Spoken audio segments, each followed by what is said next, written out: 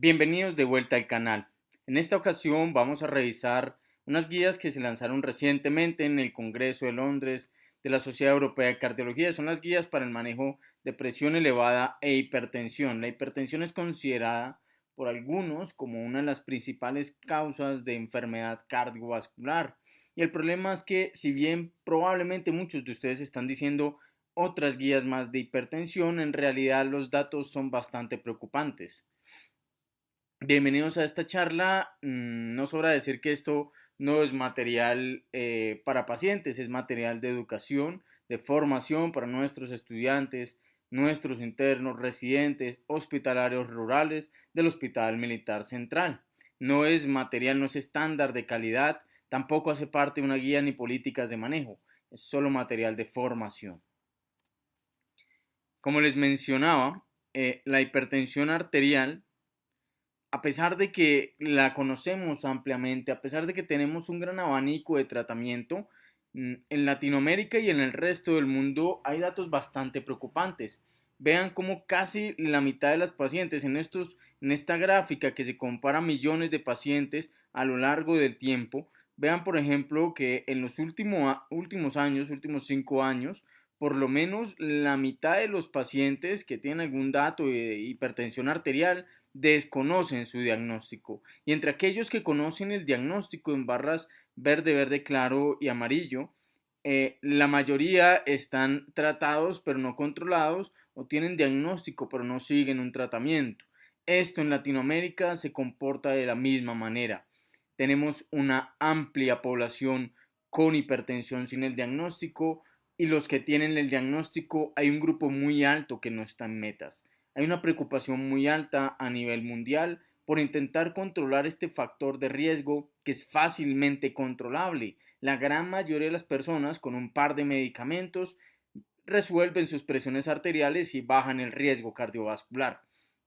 Entonces, la hipertensión es una de las principales causas de mortalidad y morbilidad en el mundo. Latinoamérica y Colombia no es la excepción. La prevalencia estandarizada de hipertensión arterial, como nos hemos dado cuenta a medida que leemos estudios y estudios y estudios, es de aproximadamente un 32% para mujeres, 34% para los hombres adultos, aunque esto va aumentando a lo largo de la edad, siendo así el 60% de los pacientes mayores de 60 años de edad suelen tener algún grado de hipertensión. Para el 2025, la prevalencia de hipertensión en el mundo será de 1.5 billones de personas. Es importante que esta guía nos comienza a hablar solo de hipertensión y dejan atrás el diagnóstico de hipertensión arterial para evitar confusiones con hipertensión arterial pulmonar. Y aunque esto es un spoiler de la guía, ellos no utilizan presión normal alta, ni presión normal, ni prehipertensión, sino presión elevada y presión óptima. Ya veremos las razones. Entonces, de entrada, la definición de hipertensión arterial para la guía de la Sociedad Europea de Cardiología del 2024, hipertensión es una presión arterial mayor o igual a 140-90 milímetros de mercurio tomado en la consulta, aunque habrá que confirmarla como lo veremos más adelante, pero simplemente rescatar que es el mismo punto de corte que utilizan otras guías europeas como las que veíamos el año pasado. Y es importante que nos recuerdan que usualmente es una hipertensión primaria en el 90 al 95% de los casos, y que se encuentran secundarismos en el 5 al 10% de los casos. Esto vamos a dejarlo por ahora en el tintero porque más adelante nos van a hablar que hoy en día tenemos datos que los secundarismos son mucho más frecuentes de lo que nosotros antes pensábamos, y que esto inclusive puede llegar hasta un 15 a un 30% dependiendo de la población específica que estemos revisando.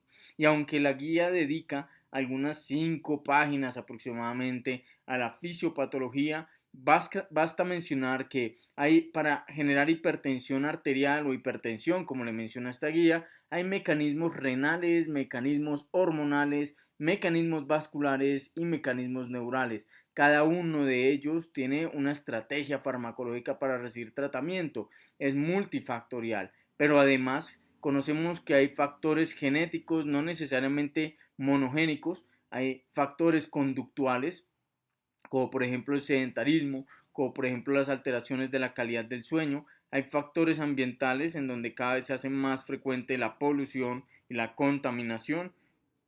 Y hay factores socioeconómicos o psicosociales, toda vez que sabemos que las personas con menos recursos tienen una tendencia a tener más hipertensión arterial. Pero lo importante es que independientemente de todos esos mecanismos fisiopatológicos para ocasionar hipertensión, la hipertensión a largo plazo, la gravedad es que comienza a hacer daño de órgano mediado por hipertensión o el famoso HMOD o HMOD, el daño de órgano mediado por hipertensión. El daño de órgano mediado por hipertensión generalmente suele comprometer el ojo con su retinopatía hipertensiva, el cerebro, donde hacen no solo enfermedad cerebrovascular, sino también demencia, trastornos cognitivos, por ejemplo, hemorragias intracraneales, accidentes cerebrovasculares isquémicos, enfermedad microangiopática, el corazón, en donde aquí incluyen también, como siempre hemos visto, fibrilación auricular y también enfermedad coronaria, cardiopatía hipertensiva, infartos del miocardio, disfunción diastólica, falla cardíaca, enfermedad renal crónica y enfermedad arterial periférica. Todo esto son los daños de órganos mediados por hipertensión que vamos a comenzar a buscar en cada uno de nuestros pacientes con el diagnóstico no solo de hipertensión, sino también con el diagnóstico de presiones elevadas, que es lo que nosotros en las guías del año pasado conocíamos como prehipertensión. Entonces, digamos que ellos ya no hablan de presión normal, hablan de presión no elevada. La presión no elevada se define como una presión en la consulta externa menor de 120-70 milímetros de mercurio. Al igual de cuando el paciente se hace su monitoreo en casa, una presión menor de 120-70, o cuando se la toma en su monitoreo de presión arterial ambulatorio o MAPA, menor de 120-70. Pero si tomamos el promedio de 24 horas, debe ser menor de 115-65. Y si es durante la noche, menor de 110-60, para considerar que esa presión no está elevada. Pero si quieres hablar de hipertensión en los pacientes que considera esta guía con hipertensión, los europeos consideran que las cifras son mayores o iguales a 140-90, tanto para el consultorio como los seguimientos que haremos en la consulta. Pero que si tomas los pacientes que se hacen un monitoreo ambulatorio por su cuenta, debe ser al igual que el promedio del día, mayor o igual a 135-85, y que si es para 24 horas, mayor o igual a 130-80, y que si es en la noche, mayor o igual a 120-70. Esto no cambia con respecto a las guías del 2023, pero sí hay un cambio de pronto importante, y es que ellos no hablan de prehipertensión, hablan de presión elevada, así es como le llaman. Presión sanguínea elevada es el rango medio que nos queda entre una presión no elevada e hipertensión. Este grupo, aunque en otras guías no le prestaban mucha atención, es el fuerte, es el plato fuerte de esta guía, porque ellos simplemente dicen que los pacientes con hipertensión tienen suficiente riesgo como para iniciar tratamiento farmacológico, no como veíamos de pronto en otras guías, que si el paciente no tiene factores de riesgo cardiovascular, podamos darle un tiempo de terapia no farmacológica, y que la presión elevada, estos pacientes también pueden tener daño de órgano mediado por hipertensión, y es lo que vamos a buscar a lo largo de la guía. Entonces, hacemos el diagnóstico de hipertensión cuando encontramos una presión arterial en el consultorio mayor o igual a 140-90, pero que aquí ellos sí recomiendan, a diferencia de otras guías, por ejemplo las del 2020, que ustedes veían que eran muy aterrizadas a la realidad del mundo y que decían, dependiendo el escenario, dependiendo los recursos de su región, usted podía elegir por hacer una segunda presión, o las del año pasado nos decían que ellos no le daban tanta, o más bien ellos no le quitaban o no le restaban importancia a las presiones de consultorio, ¿no? Aquí los europeos consideran que lo ideal, lo preferible y generalmente debemos buscar en un monitoreo ambulatorio, bien sea tomado por el mismo paciente, que lo aprenderemos a hacer más adelante, o por un mapa, debemos confirmar la hipertensión arterial, y que en casos de que no lo tengamos disponibles, pues bueno, ahí sí esperaríamos una siguiente consulta y tomar una nueva presión arterial que muestre que el paciente tiene hipertensión. Entonces, lo ideal primero, primera parte de la guía, son muy agresivos a la hora de hacer diagnóstico y le dan mucha importancia a los monitoreos ambulatorios y dejan la confirmación en una segunda consulta en casos en donde no tengamos la disponibilidad del monitoreo ambulatorio. Ellos también nos aportan algunas diferencias que para la literatura de pronto no es tan homogénea, y es que una diferencia significativa en ambos brazos, debe haber una presión sistólica diferente, con una diferencia más de 10 milímetros de mercurio entre ambos brazos, de la presión arterial sistólica. Esto nos debería hacer sospechar no solo coartación de la aorta, sino enfermedad aterosclerótica. Hipotensión ortostática la definen como una caída de más de 20 o 10 milímetros de mercurio la presión sistólica o diastólica respectivamente al primer o tercer minuto después de que el paciente se levantó y luego de haber permanecido 5 minutos sentado o acostado. Y otras definiciones de tensión arterial sistólica aislada, diastólica, hipertensión en la consulta, las presiones en MAPA y AMPA que ya conocemos son las mismas de guías previas, no vale la pena revisarlas aquí. Luego nos dan las recomendaciones de cómo tomar la presión arterial en el consultorio. También nos van a enseñar cómo se toma a nivel del AMPA o a nivel ambulatorio, o cómo se hace el MAPA, que nosotros lo consideramos como monitoreo ambulatorio de presión arterial, monitoreo.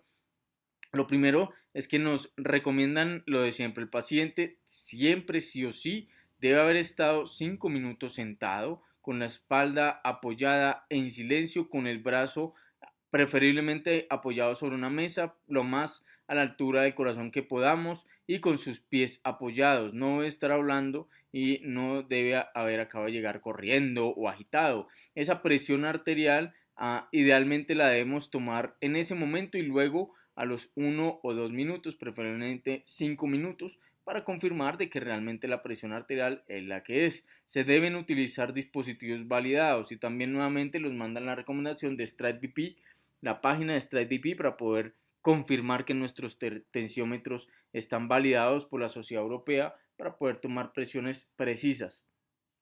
Importante el manguito, tomarlo a la altura del corazón y sobre el brazo apoyado para evitar contracciones y errores en la toma. Pero algo que de pronto no nos han mencionado enfáticamente otras guías es que nos piden que en la primera consulta debemos hacer una prueba de ortostatismo para mirar la definición previa, porque esto va a definir el tratamiento antihipertensivo, en especial en pacientes con presiones elevadas, lo que conoceríamos como prehipertensión, que debemos hacer tres tomas. Una primera toma que probablemente esa la vamos a desechar, y luego dos tomas más o menos 1 a 2 minutos de diferencia entre una y otra. Otra cosa de pronto que nos recomiendan persistentemente y llamativamente es hacer tamizaje para fibrilación auricular tomando el pulso. Además, nos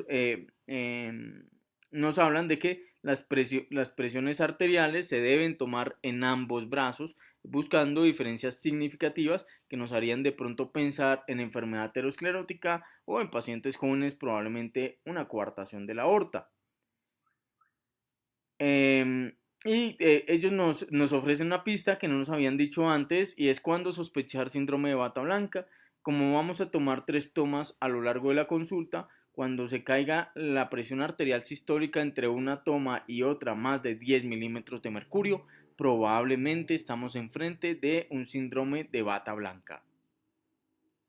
El monitoreo en casa se utiliza, lo mismo nos piden que, y este es uno de las grandes desventajas del monitoreo en casa, es que no siempre podemos asegurar que el paciente utilice un dispositivo validado internacionalmente para tomas de presión arterial, y esto hace que de pronto perdamos un poquito de confianza en este monitoreo. Sin embargo, lo consideran como una herramienta fuerte. Lo mismo, hay que explicarle lo mismo al paciente, tiene que sentarse al menos 5 minutos en reposo, pero aquí con otras dos recomendaciones. La presión no se debe tomar inmediatamente el paciente se despierta, y tampoco se debe tomar luego de haber desayunado. Tiene que ser tiempo después de haberse despertado, tiempo después y antes del desayuno, es decir, en ayunas. Por otro lado, tenemos que tomar 2 tensiones arteriales idealmente o mínimo en la mañana. La primera presión arterial no la tenemos en cuenta porque probablemente esta presión va a estar un poco más alta por la preocupación, por la ansiedad, por la liberación de corticoides al despertar y una segunda presión arterial 1 a 2 minutos después, esa sí la vamos a tener en cuenta y la vamos a promediar con el resto de presiones arteriales. Lo ideal es pedirle al paciente que lo vaya registrando en algún cuaderno, en algún libro. Hay aplicaciones como por ejemplo la que tiene la Liga Colombiana de Hipertensión, Corazón Sano, que tú le puedes pedir que la descargue y él va anotando ahí sus presiones arteriales y la misma aplicación va haciendo promedios. Corazón Sano no es una aplicación que haya recomendado la Sociedad Europea, pero es lo que utilizamos por aquí en Colombia. Pero por ejemplo, utilizar esas aplicaciones o anotarlas en algún cuaderno, obtener lecturas y lo ideal es que el paciente tome la lectura tiempo después de haberse despertado, más o menos 1 o 2 minutos después, que las anote en un cuaderno y luego que tome una a las 5 de la tarde. Y que el monitoreo ambulatorio de presión sea por lo menos al menos 3 días, idealmente 7 días antes de la consulta. Entonces, importante, esas son las técnicas del monitoreo de presión arterial ambulatorio. Pero también le podemos pedir un monitoreo automatizado ambulatorio de presión arterial, el famoso MAPA. Este dispositivo pues toma las presiones más o menos cada 15 a 30 minutos durante el día y cada 30 a 60 minutos durante la noche. Lo ideal es que ellos consideran el día de 7 de la mañana, o sea, todo registro que esté entre las 7 de la mañana y 11 de la noche, y ellos consideran la noche todos los registros que se hagan de 11 de la noche a 7 de la mañana. Y que para que nuestro estudio sea válido nos recomiendan que al menos más del 70% de las tomas sean adecuadas, que al menos hayan 27 o más lecturas en las 24 horas y que de esas 27 lecturas al menos 7 sean nocturnas. Eso es válido para que nuestro mapa sea significativo. Pero esto sí me gustó mucho de la guía y es que ellos dicen que no siempre se pueden hacer todas esas tomas. Y esto es cierto, hay pacientes que probablemente les molesta el tensiómetro, les cuesta desplazarse, son frágiles y esos pacientes, ellos nos dicen que bueno, que por lo menos con que hayan 8 más lecturas en el día y 4 más lecturas en la noche, podríamos ya comenzar a tomar decisiones con ese mapa. Aunque nos dieron las lecturas válidas, nos dicen que podemos ser un poquito más flexibles a la hora de interpretar el mapa porque es lectura muy valiosa, porque es información valiosa que a veces al paciente le cuesta volverse a tomar. Entonces, nuevamente, el dispositivo debe estar apropiadamente validado. Lo ideal es tomarlo cada 15 a 30 minutos en el día, cada 30 a 60 minutos en la noche. Eh, Deben haber más o menos un 70% de lecturas válidas o interpretables y el paciente debe registrarnos las actividades y tenemos que hacer un esfuerzo por entrenar a nuestros pacientes para que ellos anoten no solo sus actividades diarias, sino a qué hora se tomaron la medicación para más adelante hablar de hipertensión resistente al tratamiento o un tratamiento apropiado. Nuevamente, como nos tienen acostumbrados los europeos, nos muestran las ventajas del monitoreo ambulatorio o en casa. Básicamente, el monitoreo ambulatorio junto con el monitoreo en casa, ambas tienen la facilidad de identificar síndrome de bata blanca, ambas tienen la posibilidad de diagnosticar hipertensión en un paciente que tiene hipertensión enmascarada, que idealmente son pacientes con presión elevada para esta guía. El mapa se correlaciona más con pronóstico que el monitoreo ambulatorio. El monitoreo ambulatorio militar nosotros le decimos AMPA. Pero la gran ventaja que nos ofrece el mapa es que nos da las lecturas de la noche y nos permite perfilar al paciente según el fenómeno Dipper o no, Dipper extremo o riser. Esto es muy difícil lograrlo en el monitoreo propiamente por el paciente.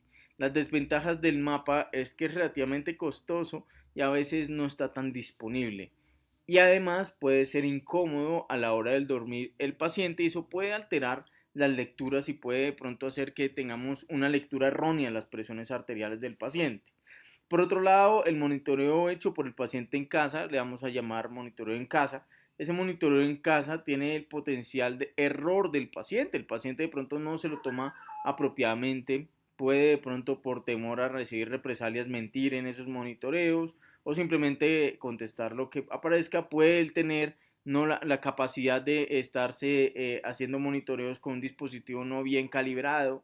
No siempre podemos garantizar que el dispositivo está bien validado y nuevamente no podemos hacer las lecturas nocturnas.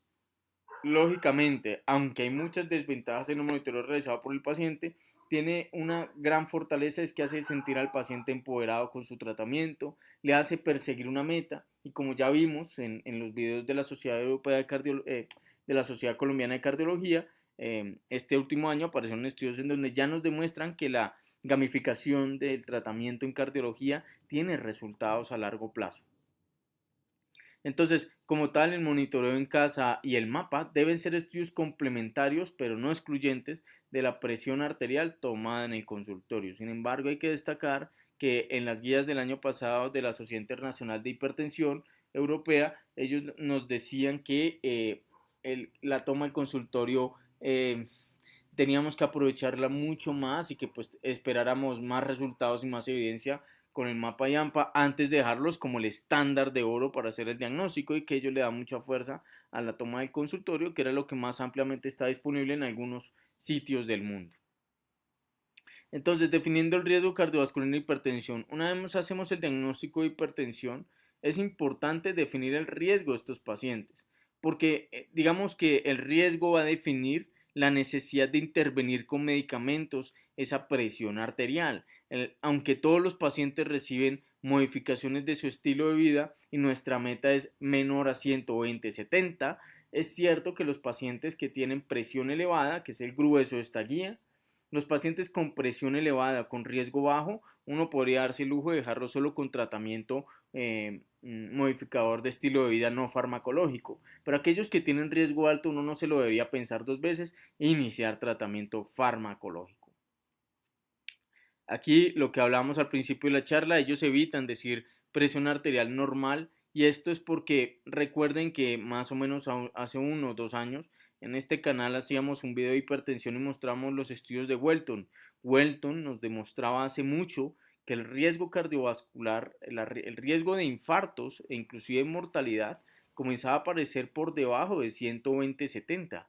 Entonces por eso ellos prefieren no llamar una presión menor de 120/70 como normal porque aún así hay riesgo de mortalidad. Sin embargo, después se dan una zasca porque ellos dicen que pues si bien aumenta el riesgo, el dato es más o menos como 115/85 por encima del cual comienza a aumentar el riesgo de mortalidad. Ellos dicen que pues intentar un tratamiento farmacológico por debajo de las presiones 120/70 no se ha demostrado que modifique el riesgo cardiovascular a largo plazo y que por eso intentar medicamentos antihipertensión en esa población por ahora no está recomendado. En general, la intensidad del tratamiento en presiones elevadas, acá, lo define el riesgo cardiovascular y el riesgo cardiovascular suele ser mayor del 10% en pacientes con hipertensión definida, ya determinada diagnóstica, y a ellos siempre se les debe pensar en iniciar un tratamiento farmacológico a menos que hayan contraindicaciones. Entonces, lo ideal es que las presiones, digamos en consultorio, vamos a hablar por ahora del consultorio, que estén menores de 120/70, simplemente damos recomendaciones de estilo de vida saludable en pacientes con hipertensión mayor o igual a 140/90, en esos pacientes que no tengamos esa atención en la consulta, definiremos de una vez iniciarles tratamiento antihipertensivo siempre y cuando la confirmemos con un mapa, con un AMPA o con una nueva consulta con nuevas presiones arteriales en rango de hipertensión y aquellos pacientes que estén con presiones elevadas, que es lo que antes llamamos prehipertensión, definiremos el riesgo cardiovascular y el daño de órgano mediado por hipertensión y eso va a ser lo que define si realmente iniciamos un tratamiento farmacológico o no, resolviendo la duda que nos quedaba con el sprint trial que pues nos decía que estos pacientes, si uno les inicia tratamiento antihipertensivo, puede llegar a bajar la mortalidad. Entonces, de entrada, si tenemos un paciente con presión arterial elevada, que de aquí al resto de la guía es el equivalente a prehipertensión, pero que ahora llamaremos presión arterial elevada, esos pacientes de una vez le iniciamos tratamiento modificador del estilo de vida y farmacológico si ya tienen un daño cardiovascular establecido o un daño de órgano mediado por hipertensión y esto es enfermedad cardiovascular, infartos, enfermedad cerebrovascular, enfermedad arterial periférica o si tienen enfermedad renal crónica, diabetes mellitus o hipercolesterolemia familiar. Esos pacientes deben recibir tratamiento de entrada desde las presiones arteriales elevadas y no esperar a tener hipertensión. Ellos hacen un pequeño pie de página en donde nos dicen que los pacientes con diabetes mellitus no siempre son de alto riesgo cardiovascular. Generalmente sí, pero que hay un pequeño grupo que son aquellos pacientes con hipertensión, con diabetes mellitus que tienen menos de 60 años de edad y que a ellos le hacen un score de diabetes que no está validado en nuestro medio, pero que si a ellos les da el riesgo menos del 10% y tienen menos de 60 años, ellos pueden de pronto optar por dejarle medidas no farmacológicas y hacerle el seguimiento a los 3 meses. Entonces, ¿cómo estudiamos el daño de órgano? Porque es lo primero que tenemos que mirar. Si un paciente nos llega con presiones en rango elevado, lo primero que tenemos que definir es si tiene daño de órgano mediado por hipertensión. Entonces, lo primero es pedirle un electrocardiograma. Si el electrocardiograma tiene criterios de hipertrofia ventricular izquierda, es daño de órgano mediado por hipertensión, le iniciamos tratamiento farmacológico. También le podemos hacer un ecocardiograma, sin embargo, esto si está disponible y si consideramos que también nos puede cambiar el tratamiento. Vean que en el electrocardiograma por alguna razón no ponen sobrecarga auricular izquierda. Pero en el ecocardiograma, una dilatación de la aurícula izquierda sí considera un daño de órgano mediado por hipertensión, disfunción diastólica o hipertrofia del ventrículo izquierdo. Esto es algo que nos recomienda pues, la guía, digamos, dentro del estudio de daño de órgano mediado por hipertensión, si lo preferimos, es una troponina elevada crónicamente, obviamente no en un escenario agudo, y una troponina elevada crónicamente, o un NT-proBNP mayor a 125 picogramos por mililitro. Eso ya lo sabíamos, porque habla de falla cardíaca. Sin embargo, nos dejan el corte de mayor de 125 para pacientes menores de 75 años de edad. Pero que si tiene 75 o más años de edad, el punto de corte debería ser mayor a 450 picogramos por mililitro.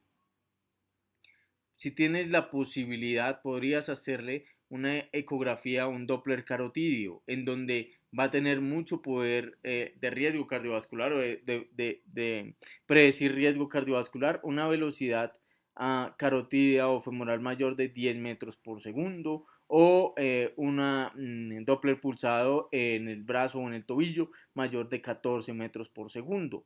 Aunque ellos aquí nos hablan de que las placas en el ecodoppler carotidio mayor de 1.5 el grosor de la placa hablaría de riesgo cardiovascular. Ellos en el texto nos dicen que esto tiene una alta variabilidad interobservador y que de pronto no es el mejor marcador y que prefieren las velocidades como marcador de riesgo cardiovascular.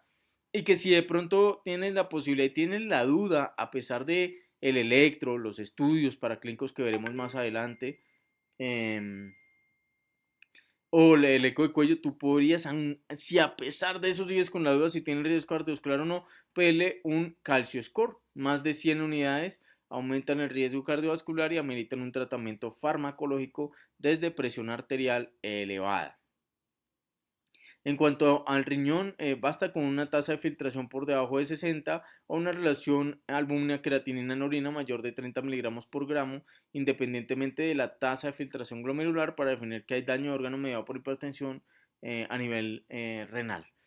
En la historia clínica, cuando estamos interrogando a nuestro paciente, que nos diga que tenga síncopes, alteración o visión borrosa o pérdida de la agudeza visual, accidentes isquémicos transitorios, déficits sensitivosos o motores, ACV, revascularizaciones carotidias, alteraciones cognitivas, demencia, dolor torácico, cualquier síntoma, digamos, cardíaco, infartos del miocardio, revascularizaciones coronarias, palpitaciones, historias de arritmias, en especial fibrilación auricular o falla cardíaca, y para los riñones poliuria, nocturia, maturia o infecciones urinarias, que es algo que es muy llamativo a lo largo del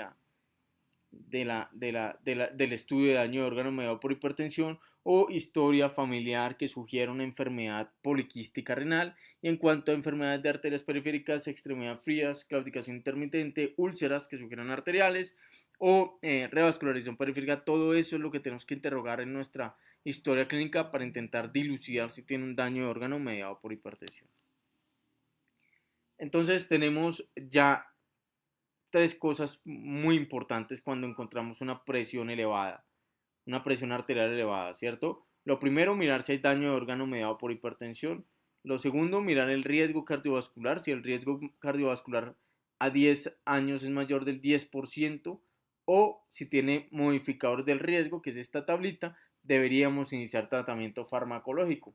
Y es que hay algunos modificadores del riesgo, a pesar de que el paciente no tenga daño de órgano mediado por hipertensión y su riesgo cardiovascular sea entre el 5 y el 10% y no nos quede tan claro, y a pesar de que le hayamos de pronto hecho eco, Doppler, todavía nos queda claro si el paciente tiene una etnicidad de alto riesgo. Yo considero pacientes del sur de Asia, o que tengan antecedentes de historia familiar de enfermedad coronaria cardiovascular prematura, perdón, que tenga un familiar hombre con un infarto antes de los 50 años o mujer antes de los 65 años, o que tenga bajos recursos económicos, o que tenga enfermedades autoinmunes o inflamatorias crónicas, o que tenga enfermedad mental, y esto es algo innovador en estas guías, le dan mucha fuerza a la enfermedad mental como un factor de riesgo cardiovascular, o que tenga infecciones por retrovirus tipo VIH. Estos pacientes deberían recibir tratamiento farmacológico para presiones elevadas con indicación 2A. Y si es mujer, aquí le dan mucha fuerza a la cardiología de la mujer, y ustedes saben que pues obviamente ellas tienen dos desenlaces un poco preocupantes. Entonces que nuestra paciente nos diga que tuvo diabetes gestacional, que tuvo hipertensión gestacional, preeclampsia, partos pretérminos, o mortinatos, o abortos recurrentes. Todo esto obliga a pensar que este paciente o esta paciente tiene más riesgo cardiovascular. Y sí, en nuestra historia clínica de pacientes con hipertensión arterial, ellos no nos lo piden enfáticamente, pero ya sabemos que a toda mujer tenemos que hacer una historia clínica detalladísima de sus antecedentes ginecobstétricos, porque todos estos marcadores de riesgo aumentan el riesgo cardiovascular. Así la paciente tenga presiones arteriales elevadas y no hipertensión. Entonces, lo primero, hacemos el diagnóstico. Nuestro paciente tiene presiones arteriales en rango de presión elevada. Lo primero es establecer si tiene daño de órgano mediado por hipertensión. Recuerden, corazón, riñón, enfermedad arterial periférica, por ejemplo, carótidas, por ejemplo, aorta, ojo o retinopatía, ¿cierto? Esos pacientes, si tienen daño de órgano mediado por hipertensión o diabetes mellitus o hipercolesterolemia familiar o enfermedad renal crónica, reciben de una vez el tratamiento. De la misma forma le calculamos el riesgo cardiovascular. Pues ellos recomiendan el score porque ustedes saben que este es el puntaje que ellos utilizan, y si el score les da menos del 5%, 5 al 10% o mayor o igual al 10%, definiremos el tratamiento. De entrada, si el paciente tiene diabetes mellitus, usualmente requieren tratamiento farmacológico, salvo aquellos pacientes de menos de 60 años de edad cuyo score DM diga que tiene un riesgo menor del 10%. Nuevamente, el score de M no está validado en nuestra población. Luego, entonces, no tiene daño de órgano mediado por hipertensión, no tiene diabetes mellitus, no tiene hipercolesterolemia familiar, no tiene enfermedad renal crónica. Le calculamos nuestro riesgo cardiovascular menor del 5%, simplemente dejarle cambios en el estilo de vida. Y luego controlar la presión arterial al año, puede ser, y mirar de pronto nuevamente cómo sigue su riesgo cardiovascular. Si el riesgo es mayor o igual al 10%, este paciente requiere no solo modificación del estilo de vida saludable para evitar hipertensión, sino también, si no mejora los 3 meses con estilos de vida saludable, iniciar tratamiento farmacológico. Lo complejo es cuando está entre el 5 y el 10%, porque ahí es donde intentaremos dilucidar si este paciente tiene factores de riesgo compartidos cardiovascular. Recuerden, la raza, los recursos económicos, la salud mental, infecciones por retrovirus B24X, o si de pronto tiene enfermedades autoinmunes o inflamatorias crónicas, o si es mujer, si tuvo alguna complicación cardiovascular en el embarazo.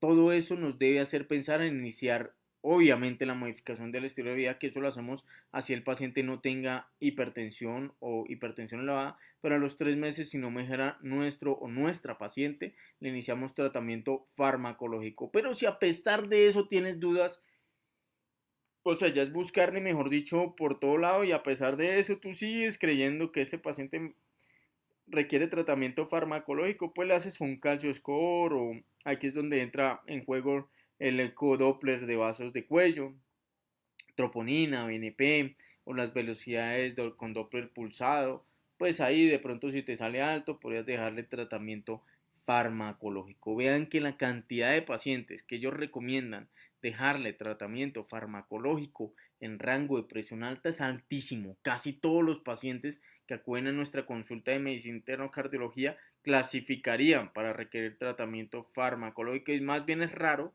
que nosotros optemos por no dejarle tratamiento farmacológico según las guías europeas del 2024. Entonces hacemos el tamizaje de hipertensión en el consultorio. Lo primero, entonces, si el paciente tiene menos de 40 años, deberíamos tomarle la presión arterial por ahí cada 3 años. Pero si tiene más de 40 años, este paciente debería tener un control de presión arterial al menos cada año.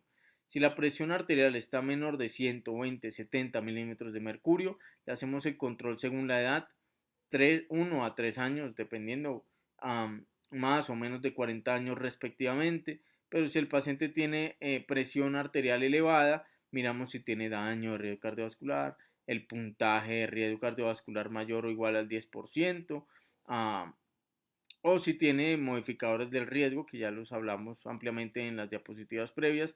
Esos pacientes confirmamos la presión arterial, preferiblemente con un monitoreo ambulatorio, y pues hacemos el diagnóstico de hipertensión.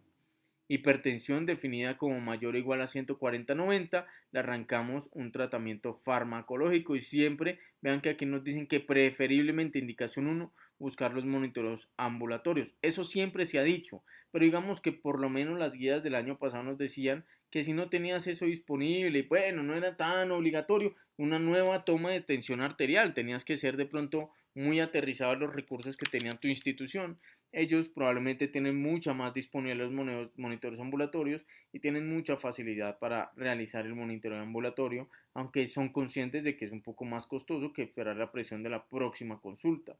Si el paciente tiene presiones arteriales mayores de 160/100, esos pacientes deberíamos confirmarles más rápidamente con un mapa o un AMPA la presión arterial e iniciar un tratamiento farmacológico. Recuerden que a partir de 140/90 el riesgo cardiovascular a 10 años es mayor del 10% y por eso ya se inicia tratamiento de una vez. Y si encontramos una presión mayor de 180/110, mayor o igual a 180/110, deberíamos buscar en ese paciente en nuestra consulta ambulatoria si tiene hallazgos que nos hagan pensar una emergencia hipertensiva y mandarlo a hospitalizar si consideramos que tiene daño de órgano agudo por hipertensión. Entonces, cuando encontramos hipertensión, ¿qué deberíamos solicitar? Esto no le va a gustar mucho a los auditores, una glicemia en ayunas y hemoglobina glicada si la glicemia en ayunas está elevada, o sea que de entrada no deberíamos pedir necesariamente una hemoglobina glicada, con la glicemia en ayunas de nuevo tenemos suficiente, un perfil lipídico, pero este perfil lipídico incluye el LDL, HDL, colesterol y triglicéridos, es decir, debe ser completo, en ninguna parte aquí nos ofrecen aunque sí, obviamente esto nos lo recomienda las guías de lípidos, pero no es obligatorio hacer la fracción de lipoproteína A ni ApoA1, que uno ve de pronto que algunas instituciones, inclusive en nuestro medio, a pesar de que no hay un tratamiento definido, pues igual basados en las guías se lo van pidiendo en cualquier adulto. Un sodio y un potasio, una hemoglobina, un hematocrito, un calcio, una TSH, hacen parte del manejo rutinario. Una creatinina, un uroanálisis, una relación albumina-creatinina y un electrocardiograma es lo que debemos mínimo pedirle a estos pacientes. Y si hacemos el diagnóstico de hipertensión, es opcional buscar daño de órgano mediado por hipertensión de otra forma más, digamos, más precisa como el ecocardiograma, como por ejemplo el calcio score, como por ejemplo el Doppler carotidio o femoral, como las troponinas de alta sensibilidad al BNP, como el índice brazo-tobillo, como ultrasonido abdominal en busca de aneurismas de la aorta abdominal o como la fundoscopia para mirar de pronto retinopatía. ¿Por qué es tan importante detectar este daño de órgano mediado por hipertensión? No solo nos habla de pronóstico, también hace que nos motivemos a intentar buscar un control más óptimo en nuestras presiones arteriales y quizás ser un poco más agresivos con nuestros pacientes. Entonces, una vez hacemos el diagnóstico de hipertensión, deberíamos medir el daño de órgano mediado por hipertensión. Buscamos riñón, corazón, arterias y, por ejemplo, si buscamos riñón, como lo mencionábamos, basta con la creatinina y la relación albúmina-creatinina, una tasa de filtración menor de 60, una relación albúmina-creatinina mayor o igual a 30, ya nos dice que hay daño de órgano. El electrocardiograma, que tiene una indicación 1 en todo paciente con hipertensión, buscar hipertrofia del ventrículo izquierdo, nuevamente no nos hablan de sobrecarga auricular izquierda ni de cambios del eje. Pero sí nos dicen que puedes hacer un ecocardiograma en busca de hipertrofia del ventrículo izquierdo, disfunción diastólica o biomarcadores como troponina o NT-proBNP. Por alguna razón no aparece aquí el BNP. El Doppler carotídeo, las ondas de velocidad del pulso Doppler o el calcio score son opciones válidas, pero tienen una indicación 2B y estas se reservan para cuando, a pesar de que le hiciste búsqueda de daño de órgano mediado por hipertensión, búsqueda de factores de riesgo cardiovascular, factores compartidos, factores obstétricos, aún así consideras que el riesgo no te cuadra el paciente, pues le pides esos paraclínicos para justificar el tratamiento farmacológico. ¿Y qué pasa si le iniciamos tratamiento al paciente y no mejora? ¿Cuándo consideramos que es hipertensión resistente? Se tienen que cumplir 3 criterios. Lo primero, que el paciente, a pesar de estar recibiendo un inhibidor del eje RAS, un calcioantagonista y un diurético en dosis máximas o tolerada o máximas toleradas, persista con presión arterial mayor o igual a 140/90 y además que tenga factores de riesgo, estilo de vida modificado y que además se confirme por un monitoreo de presión arterial ambulatorio. Estos pacientes deberíamos haberle descartado secundarismos o inadecuada toma de presiones arteriales o que no tenga adherencia al tratamiento. La hipertensión resistente son más o menos el 10 al 20% de los pacientes con hipertensión, aumenta más o menos 2 a 6 veces el riesgo de enfermedad cardiovascular. La prevalencia de secundarismo suele ser mayor en este grupo de pacientes y por eso es mandatorio, cuando tenemos los criterios de hipertensión resistente, buscar secundarismos necesariamente se debe hacer. Es importante recordar que estos pacientes tienen más riesgo o digamos la fisiopatología aparte, que tienen más sobrecarga de líquidos o están más cargados de líquidos y de sal, y por eso la terapia de elección es un diurético tipo espironolactona o tipo eplerenone que nos ayuda a manejarlo. Ya lo veremos en las siguientes diapositivas. Y que siempre se debe confirmar con un AMPA o con un mapa, porque ellos consideran que uno de los diagnósticos diferenciales, digámoslo así, es que estemos haciendo una toma inadecuada o que tenga un síndrome de bata blanca o que de pronto tenga el paciente mediciones no tan exactas por ejemplo, un brazo grueso. Entonces, lo primero nos dicen que la hipertensión resistente no es una enfermedad, es más un indicador, es más un espectro de la enfermedad de hipertensión, pero que para poder hablar de hipertensión resistente tenemos que descartar hipertensión pseudo resistente. Podríamos estar enfrente de un paciente que no se toma sus medicamentos, podríamos estar en un paciente que tiene un síndrome de bata blanca, podemos estar enfrente de un paciente en quien no le hemos logrado tomar la presión con un método apropiado, en especial con un manguito demasiado pequeño para un brazo muy grueso. Podríamos estar enfrente de calcificación de las arterias braquiales, que es algo muy frecuente en la población anciana extrema. El fenómeno de Osler, por calcificación se aumentan las presiones que medimos en el tensiómetro, pero cuando medimos las presiones con catéter realmente salen normales. La inercia clínica, pacientes que de pronto no le han querido subir por temor, porque no quieren hacerlo, por distintas razones, no aumentan las dosis, no avanzan y la envían a la cardiología solo porque no mejoró la presión. Con lo primero, el síndrome de Munchausen, que es muy raro en la población adulta. Una vez hacemos el diagnóstico de hipertensión resistente, digamos que esos pacientes debemos hacer ciertos diagnósticos diferenciales o intentar buscar las causas de hipertensión, entre ellos alteraciones en la conducta, alteraciones alimentarias, alteraciones de pronto en la actividad física del paciente, sobrepeso u obesidad, inactividad física, el exceso de sodio en la dieta, el exceso del consumo de alcohol. Recuerden que el alcohol en las primeras horas baja la presión arterial, pero después de 6 horas de consumo continuo, usualmente aumenta la presión arterial. Y también es importante descartar secundarismos para hipertensión arterial, o medicamentos que suelen ocasionar hipertensión, medicamentos por ejemplo metoclopramida, no se imaginaría y sí ocasiona hipertensión arterial.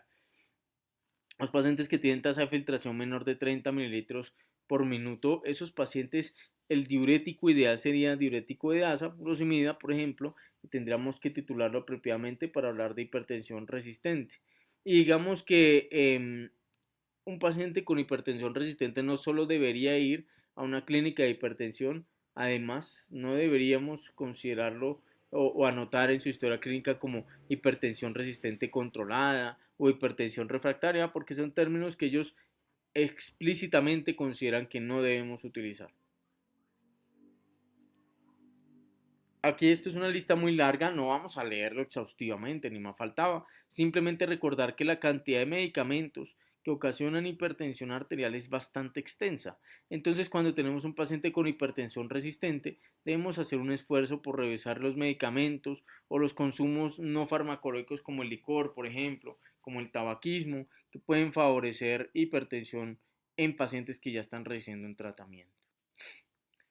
Entonces, el enfoque de la hipertensión secundaria nos vamos a remitir a la revisión de Rimoldi, en donde nos hablaban que si bien es cierto que la prevalencia de secundarismo es de un 5 al 10% de la población con hipertensión, digamos que dependiendo de la edad y el registro inclusive puede llegar hasta un 35% de secundarismos, y que el secundarismo lo debemos sospechar en algunos escenarios específicos, que hipertensión en paciente joven, que para Rimoldi es un paciente de menos de 30 años, pero que para las guías de hipertensión en esta ocasión es menos de 40 años, ya lo veremos más adelante, sin otros factores de riesgo. Hipertensión resistente, todo paciente con hipertensión resistente debe hacerse un esfuerzo por buscar secundarismos. Hipertensión severa o que sea mayor de 180 a 110, es decir, las crisis hipertensivas o hipertensión gravemente elevada, debemos hacer un esfuerzo por buscar secundarismos, que haya un súbito aumento en las presiones arteriales a rango de más de 180 a 110 o 160 a 100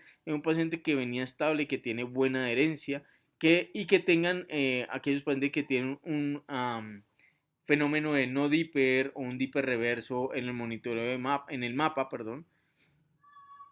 Y pues para Rimoldi, aunque esto no lo dice la guía, para Rimoldi aquellos pacientes que tienen daño de órgano mediado por hipertensión, como retinopatía hipertensiva, para él también debería buscarse secundarismo. Esto no lo dice la guía, es Cardio el 2024. Lo que sí es cierto es que los pacientes que tienen la clínica sugestiva de hipertensión secundaria, deberíamos buscar obviamente lo que estamos pensando. Por ejemplo, ya lo veremos, un paciente obeso que tenga ronquidos, apnea del sueño, por ejemplo, una paciente joven que hace hipertensión, que se aumenta la creatinina con el IECA o el ARA, deberíamos pensar un renovascular, o pacientes ancianos que hacen edemas pulmonares flash, también hipertensión renovascular, por ejemplo, esos son solo ejemplos, y que nos dicen que una de las principales causas de secundarismo que no buscamos es el hiperaldosteronismo primario, que más o menos esto, si ustedes miran la prevalencia de hiperaldosteronismo primario en la población hipertensa es del 1.4 al 10%, pero que si estamos enfrente de hipertensión resistente del 6 al 23%. Aquí están en esta tabla a la izquierda las causas muy frecuentes de hipertensión secundaria. Entonces, por ejemplo, apnea del sueño, la primera prevalencia que vemos es la prevalencia para pacientes hipertensos de la población general, y la segunda prevalencia es la prevalencia de pacientes con hipertensión resistente. Entonces, la apnea del sueño vean que es bastante frecuente, 15 al 30%. La enfermedad renal crónica 8 al 10%, por eso siempre debe pedirse creatinina y relación albúmina-creatinina en orina. La estenosis renal 8 al 20%, dependiendo esto también la edad, digamos, muy ancianos por aterosclerosis, muy jóvenes y sobre todo mujeres, enfermedad fibrodisplástica de las arterias renales, fibromuscular, perdón, la displasia fibromuscular de las arterias renales, el aldosteronismo primario 10 al 23%, y ellos nos hacen, digamos, un jalón de orejas en donde más o menos solo el 2 al 6% de los pacientes que clasifican para pensar en hiperaldosteronismo primario, solo el 2 al 6% les buscamos hiperaldosteronismo activamente. La enfermedad tiroidea, aunque no suele pedir mucho el perfil tiroideo, suele ser parte del 2 y el 3% de hipertensión arterial secundaria, y el síndrome de Cushing, que uno puede muy frecuentemente el cortisol urinario o el cortisol, que ellos también nos piden que lo pidamos, es muy raro, 0.5 al 1%. El feocromocitoma, un diagnóstico muy taquillero que le encanta a la gente pensarlo, en realidad es muy raro en la población, digamos, hipertensa. De nuevo, el diagnóstico de feocromocitoma es muy raro, 0.2 a 0.5%. Y aunque tenga hipertensión resistente, usualmente la prevalencia es menor del 1%.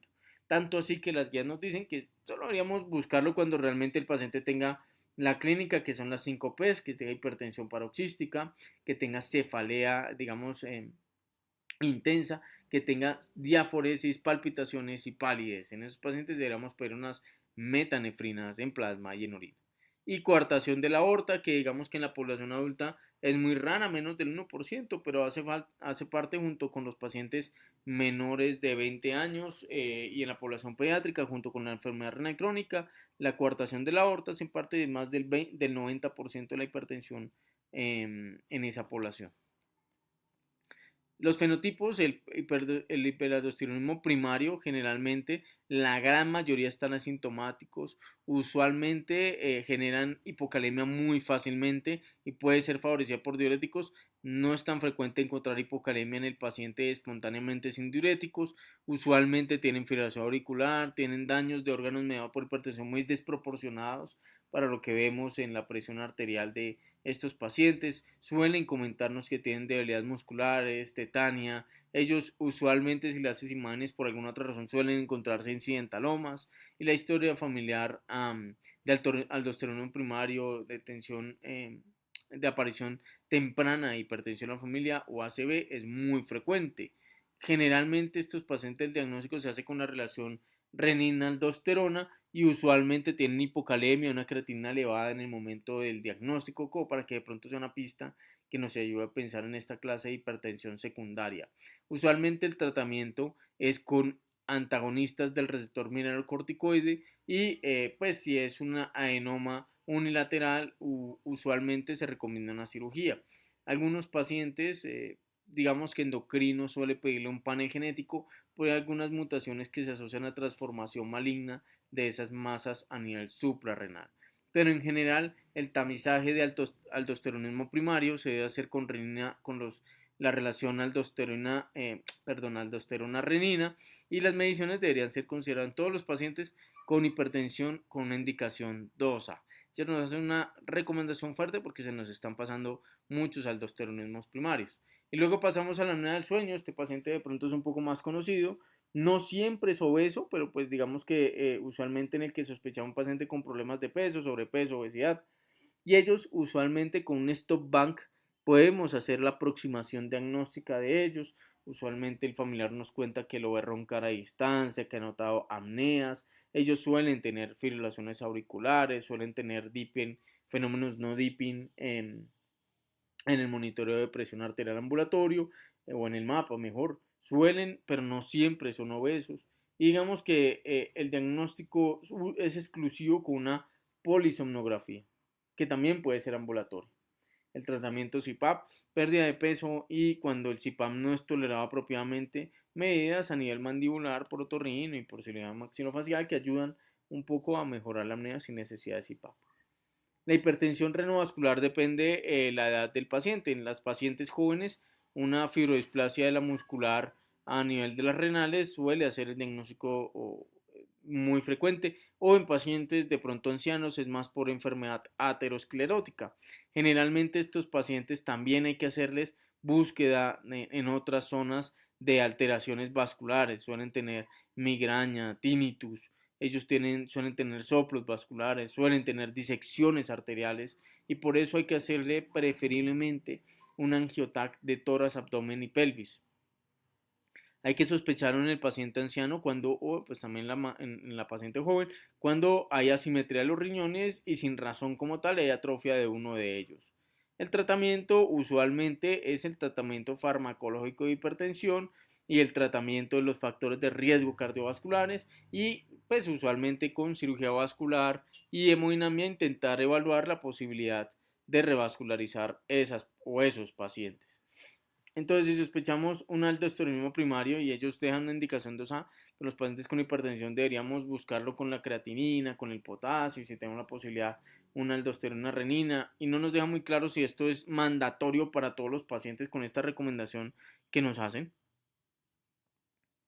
¿Cierto? Dicen que todo paciente con hipertensión deberíamos buscar hiperaldosteronismo primario si tenemos la posibilidad con una relación renina-aldosterona, pero pues es una indicación 2A, no es una indicación 1. Si no lo haces tampoco es mala práctica.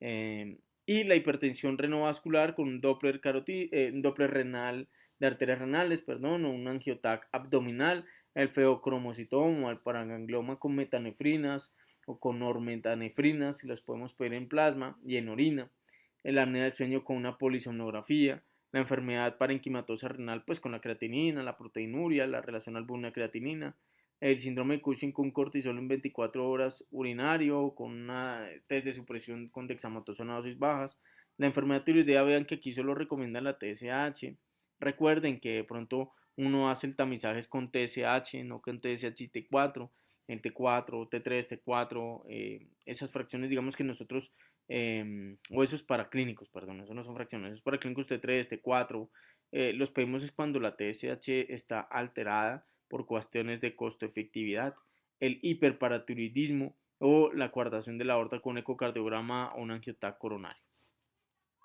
Luego pasamos al tratamiento de la hipertensión y presión elevada según las guías del 2024. Lo primero es hacer las intervenciones no farmacológicas. Yo aquí lo resumo realmente en dos tablas, pero es muy importante que esto debe ser parte de nuestra consulta. Si ustedes entran a consulta conmigo, se dan cuenta que yo le dedico más o menos unos 3 a 5 minutos a estas medidas porque esto probablemente no solo tiene impacto en la presión arterial, sino también en su riesgo cardiovascular. Hacen sentir mucho mejor al paciente, lo hacen sentir empoderado, lo hacen sentir comprometido con nuestro seguimiento y le proponemos metas.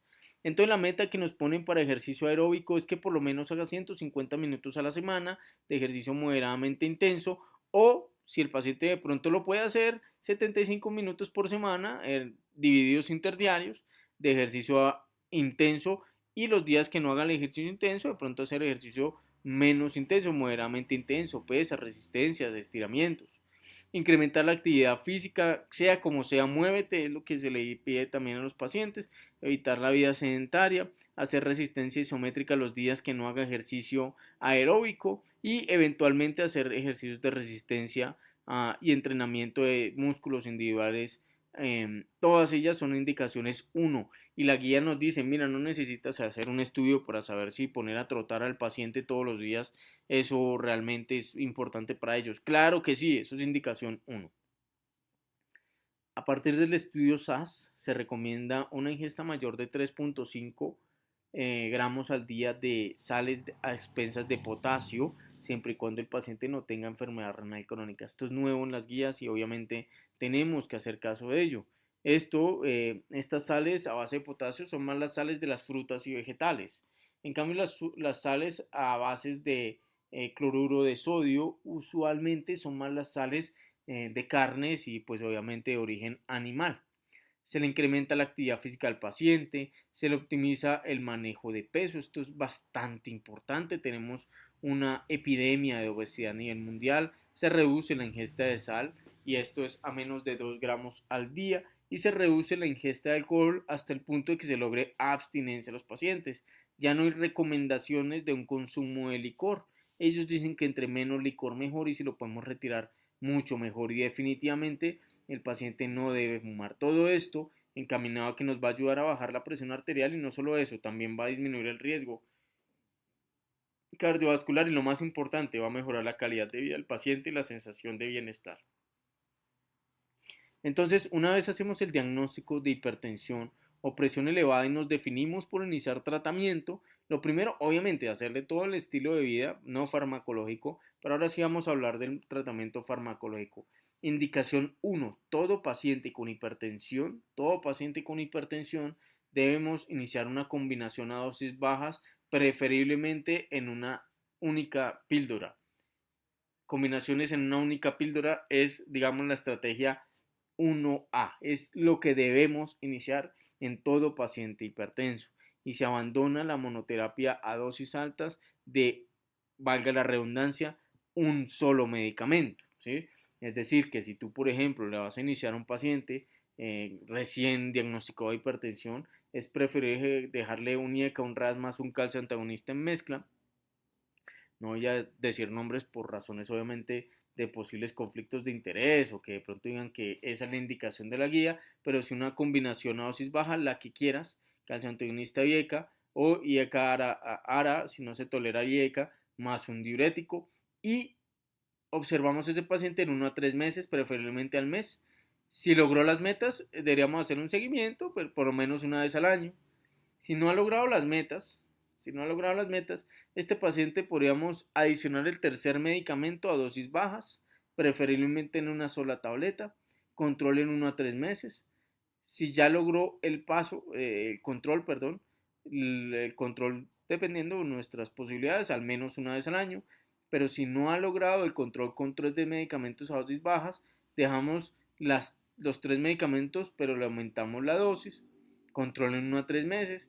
Si a pesar de ello el paciente no se controla, ya estamos en las dosis plenas, ya estamos con 3 medicamentos, ya se indicó un diurético, tiene que ser un IECA o un ARA2 o un BRA, como prefieren decirle, un calcio antagonista o un diurético. Ya llegamos hasta ahí, ya están dosis plenas.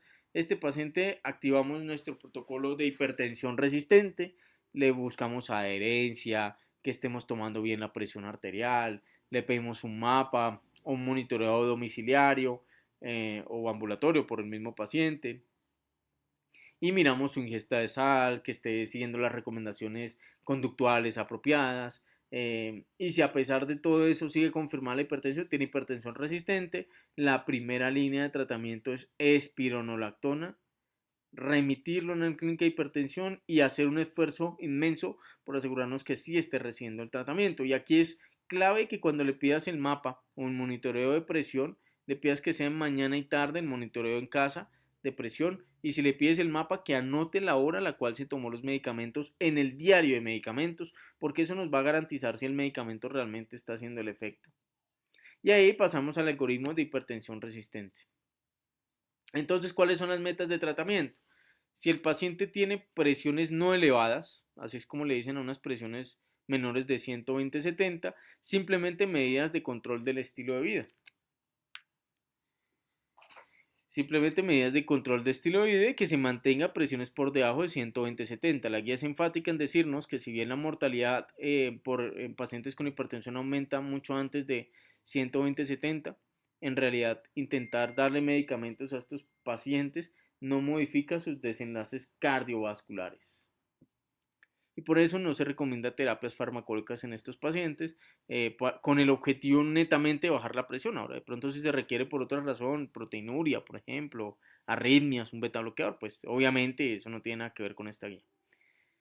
El paciente que tiene hipertensión, presiones mayores o iguales a 140-90, este paciente tiene un riesgo suficiente cardiovascular como para iniciar tratamiento farmacológico, le inicia las medidas de calidad de vida no farmacológicas y le inicia de una vez el tratamiento que mencionamos en la diapositiva anterior.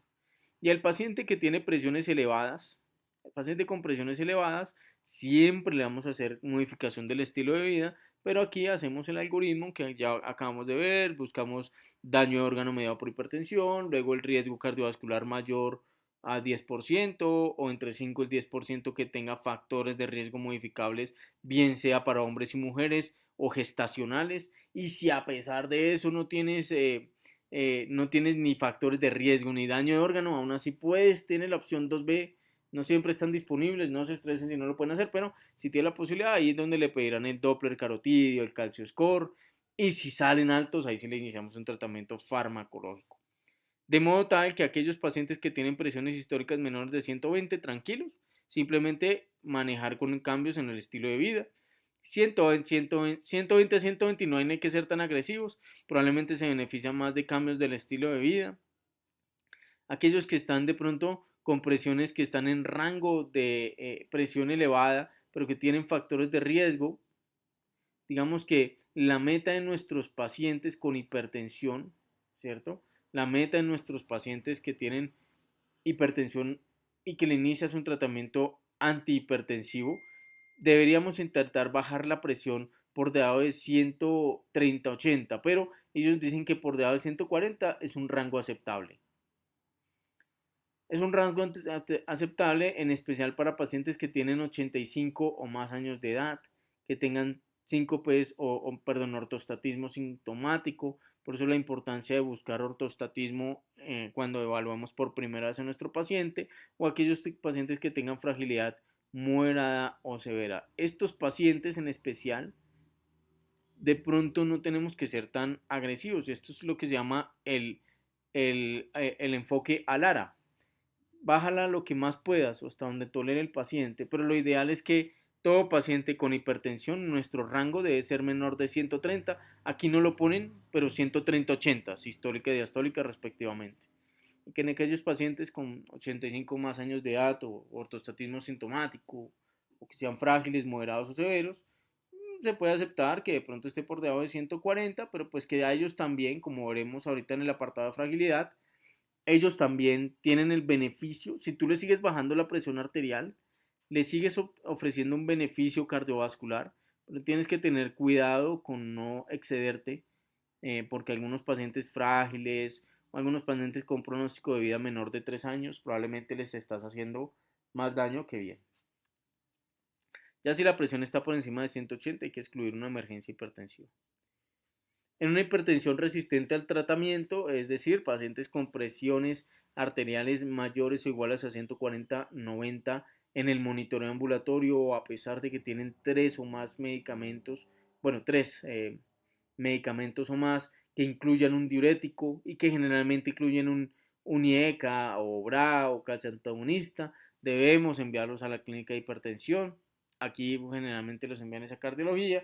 Aquí nosotros digamos que lo que hacemos es buscar primero la adherencia del tratamiento, confirmar que el paciente está hipertenso, le descartamos secundarismos y si hicimos todo eso, estamos ahora sí enfrente de una hipertensión resistente. La indicación 2A, o bueno, pues esto en realidad es la primera línea para hipertensión resistente, basado que ellos tenían sobrecarga de volumen, aumento de las cantidades de sodio en su organismo, es espironolactona. Hay que recordar que en los hombres el 6% va a aparecer ginecomastia o impotencia y en las mujeres pueden aparecer irregularidades menstruales y esa es la razón por la cual la pasaremos a eplerenone. Eplerenone no es mejor que espironolactona. A veces tú ves que como que mandan al paciente a alguna clínica y ellos de pronto como que lo pasan a eplerenone, no es una razón. Eso ya tiene una indicación, que tenga intolerancia a la espironolactona.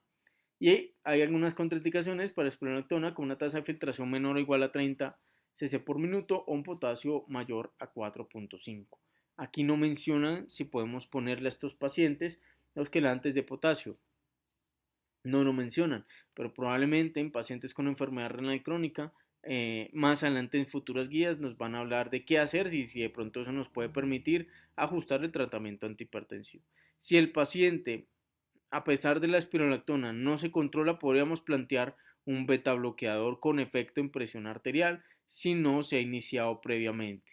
Y si a pesar de eso el paciente no tolera la espiro o no tolera el beta bloqueador o no logra metas, tenemos otras opciones: amiloride, clonidina, metildopa, hidralacina, lisquiren, minoxidil, triantereno, diuréticos de asa, pero hay que tener la claridad de que estos medicamentos, aunque son muy buenos bajando la presión arterial, no tienen tanta evidencia como otros antihipertensivos ya mencionados antes para disminuir los riesgos cardiovasculares. Simplemente le estás bajando la presión, pero no hay uno que de pronto mejore más que el otro el riesgo cardiovascular.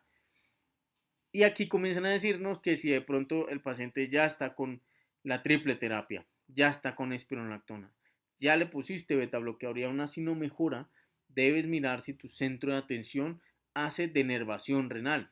En la charla pasada, y te invito a que veas la guía pasada del 2023, la charla de hipertensión, hablábamos de los estudios renal y Simplicity. Ellos nos hablaban cómo a través de radiofrecuencia o ultrasonido hacen denervación de las arterias renales y cómo en pacientes con hipertensión resistente o que ya están recibiendo medicamentos logran bajar la presión arterial inclusive hasta 36 milímetros de mercurio. Eh, pues bueno, ellos dicen que, pues sí, hoy en día tenemos un campo, hay estudios suficientes como para decir que la denervación del simpático renal, bien sea con radiofrecuencia, bien sea con ultrasonido, reduce la presión arterial. Pero le dan una indicación 2B. Lo primero, esto como estrategia tienes que tener ciertas precauciones y además que los estudios que se han hecho con denervación del simpático renal nunca son primera línea. Siempre el paciente ya viene con medicamentos. Esto no puede ser primera línea para el tratamiento de hipertensión arterial. Entonces, ¿cuáles son los comentarios de ello? Lo primero, que sí, es algo innovador, es una opción atractiva y que deberíamos plantearlo si nuestro centro de atención de hipertensión tiene alta experiencia para realizar esos procedimientos. Además, es importante recordar que a diferencia de los medicamentos, el beneficio de riesgo cardiovascular e hipertensión en estos procedimientos no está tan demostrado a largo plazo. También desconocemos sus efectos a muy largo plazo, porque sabemos que somos organismos vivos y hay una posibilidad de que el organismo vuelva a hacer una reinervación del simpático y los renales y se pierda el efecto, desaparezca a lo largo del tiempo. Pero así como vuelve a aparecer de pronto, hay un riesgo teórico de que vuelva a inervarse naturalmente el riñón, el simpático, también sabemos que los efectos que puede ocasionar la inervación pueden ser buenos a largo plazo y sostenidos, es decir, que los efectos son irreversibles, pero no solo sus efectos buenos, también sus efectos adversos, donde lesiones la renal, donde hagas un daño renal, esto es irreversible y eso no se ha evaluado a largo plazo. Tampoco está ampliamente disponible su evidencia sólida de costo-efectividad. Y finalmente lo que acabamos de mencionar, los estudios son sobre pacientes que ya están recibiendo tratamientos o no los toleran y no se considera una primera línea. Es lo que nos recomiendan, indicación 2B, siempre y cuando haya experiencia y no puede ser la primera línea de tratamiento. Siempre el paciente ya debe tener hipertensión resistente para plantearnos ese tratamiento. Ahí finaliza el tratamiento de la hipertensión, digamos, las bases fundamentales europeas para tratar hipertensión. Pero ahora nos van a hablar de unos grupos específicos. Entonces, el paciente joven, ellos ya definen joven como menos de 40 años. En esta población joven hay una mayor prevalencia de secundarismos, 15 al 30%. Siempre debemos evaluar el daño de órgano mediado por hipertensión y considerar el umbral de 140-90 para el inicio de la terapia farmacológica. En mujeres jóvenes debemos buscar la fibrodisplasia muscular renal y en hombres y mujeres que sean obesos hay que buscar apnea obstructiva del sueño y en toda población menor de 40 años hay que descartar que no estemos enfrente de un paciente con medicación o drogas recreativas que puedan aumentar la presión arterial. Esto incluye el alcohol y el cigarrillo. Y recordar que en los pacientes de menos de 40 años de edad, el score 2 y los puntajes de riesgo cardiovascular usualmente no están validados. Pasemos al embarazo. Digamos que el embarazo es un grupo de mucho riesgo. Ustedes saben que hoy en día ya hay un alto interés en la cardiología por hacernos mayor sensibilidad de la enfermedad cardiovascular en la mujer. Y este, digamos, es uno de los pilares del manejo cardiovascular de la mujer, el embarazo. La hipertensión en el embarazo se define como una presión arterial mayor o igual a 140-90 milímetros de mercurio en dos ocasiones distintas, pero si estamos enfrente de 160, 110 histórica respectivamente o más, esto se considera una emergencia médica y aquí no hay necesidad de esperar a otra consulta ambulatoria, no. Aquí lo hospitalizas y le vuelves a tomar la presión arterial en 15 minutos. Si encuentras dos presiones arteriales en 15 minutos mayores o iguales a 160-110, la paciente tiene hipertensión en el embarazo. Hay otras definiciones como la hipertensión crónica. No toda embarazada que tenga presiones altas necesariamente tiene preeclampsia. La hipertensión crónica son aquellas pacientes que ya tenían hipertensión y quedaron embarazadas. Entonces, usualmente el punto de corte son 20 semanas. La hipertensión antes de las 20 semanas de gestación y que permanece después de 6 semanas posparto con o sin proteinuria se considera hipertensión crónica. Probablemente es una paciente hipertensa que quedó embarazada. La hipertensión gestacional se define como aquella hipertensión que aparece después de la semana 20 y desaparece antes de 6 semanas posparto. Y la hipertensión antenatal no clasificable son aquellas hipertensiones después de la semana 20, pero que no tenemos claro si la paciente tenía antes hipertensión o no. Y usualmente nos ayuda a esperar 6 semanas después del posparto si la paciente persiste con hipertensión o no, para saber si la paciente tenía hipertensión crónica. Entonces, recordar que la preeclampsia es la segunda causa de mortalidad materna, solo es superada por las hemorragias periparto. Esto es un problema de salud pública, es una realidad y es algo a lo que le tenemos que apuntar.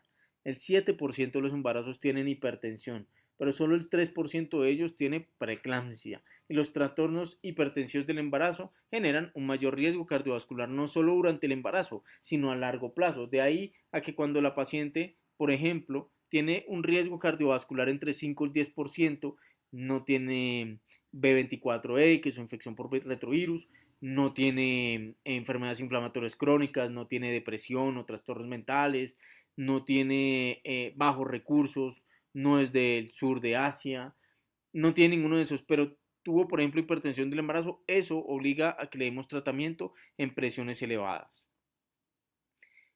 La cereza sobre el pastel del capítulo de hipertensión gestacional es que es preeclampsia.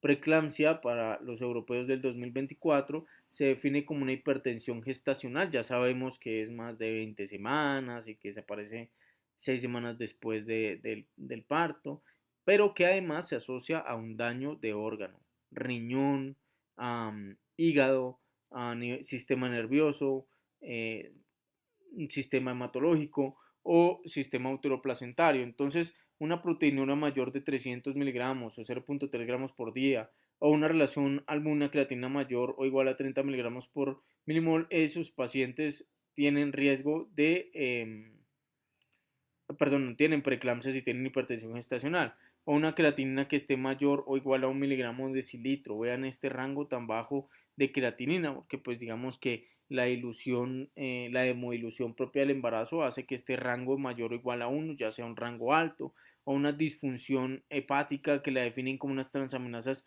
mayores a 40 unidades por litro, con o sin dolor en el hipocondrio derecho, a complicaciones neurológicas como convulsiones, alteraciones del estado mental, ceguera, ACV, cefaleas severas, escotomas visuales persistentes, complicaciones hematológicas como trombocitopenia así sea leve o como una coagulopatía intravascular diseminada o hemólisis o disfunción uteroplacentaria, que esto no lo van a decir mal los ginecólogos, tales como una restricción del crecimiento uterino, un análisis de la onda Doppler a nivel de la arteria umbilical anormal o un mortinato, pues todo esto hace parte de una preeclampsia, es lo que nos hace el diagnóstico.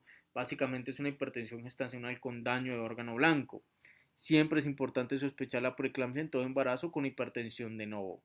Y además que pueda o no estar asociado a cefalea, escotomas, dolor abdominal, alteraciones visuales, alteraciones en laboratorios, trombocitopenia o alteraciones de la función hepática. En todos esos pacientes tenemos que buscar preeclampsia, en esas pacientes, perdón. Y siempre es importante recordar que pues si la paciente está en sus dolores de parto, pues ella va a tener probablemente presiones altas. Entonces tenemos que ser muy objetivos a la hora de clasificar a una paciente con preeclampsia. Es donde entra muy probablemente la pericia de los ginecólogos y los pediatras y neonatólogos que nos ayudan tanto en nuestras consultas. El tratamiento para la hipertensión gestacional nos dicen varias recomendaciones. Lo más importante es recordar que a partir de 140-90 es donde vamos a pensar necesariamente en un tratamiento antihipertensivo farmacológico, que la meta es menor de 140-90, pero que aquí, a diferencia del resto de población adulta, no nos conviene una diastólica menor de 80 minutos de mercurio, así que la ventana terapéutica es entre 80 y 90 para pacientes con hipertensión gestacional, que la opción de tratamiento ideal son los calcioantagonistas, preferiblemente el nifedipino, preferible sobre la batalola, que es una opción, metildopa y el ejercicio. El metildopa nos menciona que se asocia a depresión postparto, hospitalizar toda paciente con una presión mayor o igual a 160 y 110, dado que esto puede representar una emergencia, y no utilizar IECAS o BRA en el embarazo porque tiene una recomendación 3B. Ya cuando la paciente ya está posparto y en la lactancia, todos estos medicamentos los podemos utilizar para el manejo de la hipertensión arterial. No vamos a revisar esta lista, pero sí la dejo aquí para que de pronto tengas por el pantallazo como una referencia para cuando te llegue la paciente en lactancia con hipertensión y su bebé. El paciente frágil con hipertensión, la fragilidad es difícil de definir, ¿Por qué? Porque hay más de 30 puntajes, 30 escalas, no se ponen de acuerdo los geriatras, no se ponen de acuerdo los médicos internistas, los familiaristas. Recordar que la fragilidad no es exclusiva del paciente anciano, hay pacientes jóvenes frágiles con enfermedades críticas que están postrados, pero digamos que entre pataleos nadando, la guía nos dice, bueno, para nosotros fragilidad es un estado caracterizado por una respuesta debilitada a estresores y un aumento en la vulnerabilidad de desenlaces de salud adversos, discapacidad, hospitalizaciones o muerte. Esto, más que la definición de la guía, perdón, esta es la guía que nos ofrece la American Heart Association en su revisión de Kremer y en sus estudios de Kremer. Kremer nos dice que él tomó un grupo de pacientes no frágiles y frágiles y miró cómo se comportaban sus desenlaces a partir de la presión arterial. ¿Por qué hablamos de Kremer? Porque la guía Escardio del 2024 nos dice algo que probablemente para algunas personas les puede resultar complejo entender, y es que a pesar de que el paciente tenga más de 85 años o que no necesariamente tiene que ser anciano, puede ser frágil siendo joven, para esos pacientes, si tienen hipertensión y tú les bajan la presión arterial, aún así tienen beneficios cardiovasculares. Algo para algunos difícil de entender, pero lo que la guía nos dice es que el paciente anciano o el paciente frágil aún así se siguen beneficiando del tratamiento antihipertensivo y que es cierto que ellos son conscientes del famoso comportamiento en J, por eso les pongo estas gráficas aquí, en J de la mortalidad. Entonces, vean que si tú tienes una presión arterial óptima o una presión arterial no elevada, en un paciente no frágil y en un paciente frágil, la mortalidad digamos que no se modifica, pero que si en un paciente no frágil aumentas o bajas mucho la presión arterial, o se aumenta mucho la presión, podría eventualmente aumentar la mortalidad.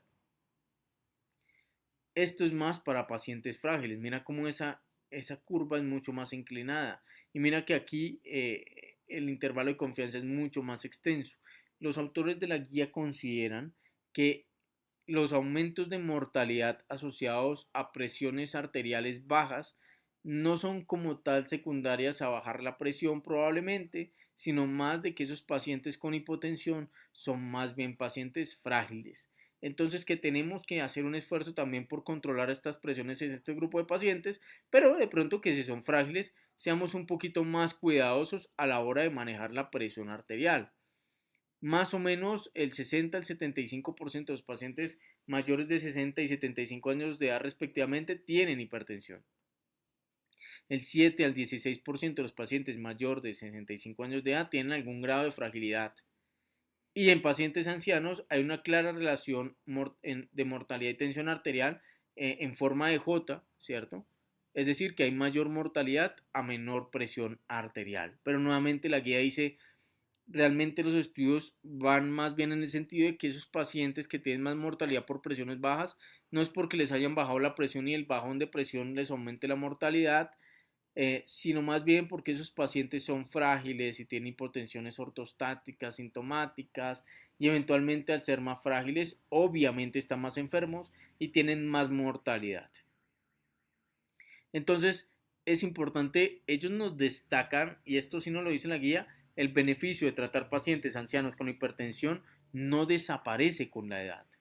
Esto es algo que de pronto entra un poquito en controversia con lo que se hace en algunos centros hospitalarios, en algunas clínicas, en algunos servicios, con intentar suspenderle medicamentos al paciente para mejorar su calidad de vida, porque digamos que después de los 85 años de edad, el paciente anciano es un paciente complejo que generalmente lo excluyen de los estudios de mortalidad cardiovascular por antihipertensivos, que generalmente tienen otras comorbilidades, que tienen más riesgo de cáncer, por ejemplo, más riesgo de enfermedades debilitantes, más postración, aunque no es exclusivo de ellos, pero digamos que se asocia más a esas enfermedades. Entonces, algunos tienden a suspender tratamientos allí, pero la guía lo que nos dice es que si puedes dejarle el tratamiento de por vida al paciente, hazlo porque el paciente anciano aún así parece beneficiarse del tratamiento antihipertensivo. Entonces, los autores de la guía Escardio 2024 del manejo de presión arterial elevada e hipertensión consideran que el aumento de mortalidad con presiones arteriales bajas no se debe por el efecto antihipertensivo per se de los medicamentos. más bien obedece a la mayor prevalencia de fragilidad en estos pacientes y que más bien con ese dato de mayor fragilidad lo que hay que tener es precaución. Estos pacientes frágiles, moderados o severos o más de 85 años de edad o que tienen hipertensión ortostática son los tres criterios son los tres criterios para iniciar monoterapia. Es decir, estos pacientes que tienen fragilidad moderada o severa, perdón, o que tengan más de 85 años de edad o que tengan hipotensión ortostática, esos tres pacientes son los que tú podrías plantear en una hipertensión inicial solo en los sartán, por ejemplo, solo valsartán, solo en alapril, porque digamos que esos son pacientes que de pronto se te puede bajar mucho la presión y pues obviamente puedes tener todos los efectos adversos asociados a hipotensión. Entonces ellos nos dicen que hay más o menos unas 30 escalas para medir la fragilidad o probablemente más. Entonces que es difícil medir la fragilidad. Las definiciones no son homogéneas, no se han puesto de acuerdo los distintos grupos para definir fragilidad, pero que ellos dicen que van a utilizar el CFS y dependiendo el nivel de fitness del paciente o nivel de fragilidad, pueden hacer ciertas recomendaciones. Entonces, en pacientes con ancianos, pero que tengan menos de 85 años de edad, se tratan igual que pacientes con hipertensión jóvenes. El paciente con hipertensión que le inician tratamiento antihipertensivo es de por vida y se debe mantener salvo que surja alguna contraindicación o esos pacientes que por ejemplo tienen amiloidosis y toca destetarlos porque comienzan a hacer hipotensión. Por ejemplo, puede ser razonable, indicación 2A, algo controvertido, interesante para discutir en la revista. Puede ser razonable tratar pacientes con hipertensión ortostática, 85 más años de edad, o fragilidad moderada o severa, o un pronóstico menor de 3 años de vida y tienen tensiones arteriales mayores o iguales a 140/90. Esto va a ser muy interesante en la revista, a ver qué ideas surgen. No es claro el beneficio de tratar hipertensión en pacientes con fragilidad moderada o severa y recomiendan ser muy precisos, muy juiciosos y tener muy claro cuáles son los desenlaces que le queremos modificar a ese paciente. Y es preferible los calciantagonistas y los beta bloqueadores son preferibles, son preferibles calciantagonistas los bloqueadores del eje RAS como YECAS o BRAS, esos son preferibles a utilizar un beta bloqueador porque los beta bloqueadores en pacientes frágiles o ancianos, que no son los mismos, pero frágiles o ancianos, pueden generar insuficiencia cronotrópica y obviamente se suelen asociar a más ortostatismo. En cambio, los antihipertensivos que menos hipotensión ortostática suelen hacer son los IECAS, BRA o calcio antagonistas. Eh, Luego nos hablan de los fenotipos aislados, hipertensión diastólica aislada y sistólica aislada. Son los mismos pacientes que nos mencionaban hace un año la Sociedad Internacional de Hipertensión. Simplemente nos recuerdan, son dos párrafos realmente lo que nos hablan de eso, que hipertensión sistólica aislada es más frecuente en ancianos, hipertensión diastólica aislada es, digamos, más frecuente en jóvenes, que la hipertensión sistólica se asocia mucho más a riesgo cardiovascular que la diastólica, que usualmente los pacientes que encontramos con hipertensión diastólica aislada en jóvenes tenemos que hacer varias tomas de presión o por monitoreo ambulatorio porque muchas veces es un error en la medición y que hay que evitar los beta bloqueadores como monoterapia en hipertensión sistólica aislada porque al aumentar el tiempo diastólico aumenta la contractilidad sistólica y obviamente esto va a aumentar la presión sistólica arterial aislada. Y que en los pacientes muy jóvenes que tienen hipertensión diastólica hay que estar muy seguros y corroborar con nuevas presiones si realmente tiene hipertensión diastólica. Luego nos hablan del fenotipo nocturno, nos recuerdan que hipertensión nocturna se define como unas presiones arteriales mayores de 120/70 durante el promedio nocturno en el monitoreo de presión arterial automatizado, que hay varias causas, no solo apnea del sueño, que por ejemplo nocturia, que por ejemplo lugares con mucha humedad, la obesidad, pacientes sensibles a la ingesta de sal, enfermedad renal crónica, diabetes mellitus, en especial la neuropatía diabética y la población anciana. Y que no hay suficiente evidencia para cambiar en estos pacientes con hipertensión exclusiva nocturna, no hay suficiente evidencia para darles el medicamento antihipertensivo en la noche, se puede dar también en el día y no pasa nada. Hay varios patrones diferentes, entonces lo usual es que el mapa nos diga que la presión arterial en las horas de la noche, recuerde entre 12 de la noche y 7 de la mañana, se baje entre un 10 y el 20%, ese es el dipper normal o el patrón dipping normal. ¿cierto? Pero que si se baja la presión, pero este descenso es menos del 10%, es un patrón no dipper. Y si por el contrario se aumenta la presión arterial, es un patrón riser. Pero si se baja más del 20%, es un patrón dipper extremo. Estos primeros dos grupos, el riser y el no dipper, sí tienen una franca asociación con riesgo cardiovascular y hay que buscar una causa y tratar de corregirla. El dipper extremo es probable que se aumente con más riesgo cardiovascular según los estudios escasos que hay. En cuanto a la hipotensión ortostática, son todo un reto estos pacientes porque usualmente tienen hipertensión en supino, pero cuando los pones de pie hacen hipotensión ortostática. Simplemente nos recomiendan que le hagas las mismas recomendaciones de un psícope neurocardiogénico, una buena hidratación, evitar ambientes húmedos y calientes, las compresiones en miembros inferiores, evitar cambios súbitos de posición, en las mañanas evitar levantarse rápido, sentarse 5 minutos antes de ponerse de pie, eh, a favorecer de pronto actividad física y que los dos medicamentos que menos hipotensión ortostática generan son los inhibidores de eje renina-angiotensina aldosterona, los cancerotagonistas, y que en casos muy extremos, como pacientes muy sintomáticos de hipotensión ortostática que tienen hipertensión supina, usualmente podríamos dejarle midodrine. Ustedes saben que el midodrine se utiliza mucho para síncopes neurocardiogénicos muy severos con mucha sintomatología, pero el midodrine, el problema es que genera hipertensión. Pues ellos dicen pues que asumiríamos el riesgo de la hipertensión y que la hipertensión supino la manejaríamos con tratamientos antihipertensivos, es decir que algunos pacientes con síntomas discapacitantes de hipotensión ortostática podríamos plantearnos ponerles midodrine, pero que a sus pacientes hay que bajarles la presión en supino con medicamentos antihipertensivos, ya saben cuáles, lo acabamos de mencionar. Llegamos a la parte final de la charla. Recordemos que esta es la conclusión total, la imagen central de la guía. Todo paciente debe tener un screening para hipertensión. Si tiene menos de 40 años, cada 3 años. Si tiene más de 40 años, cada año se debe buscar hipertensión. Se debe confirmar la hipertensión, una presión en el consultorio mayor o igual a 140-90 con un mapa o un monitor ambulatorio.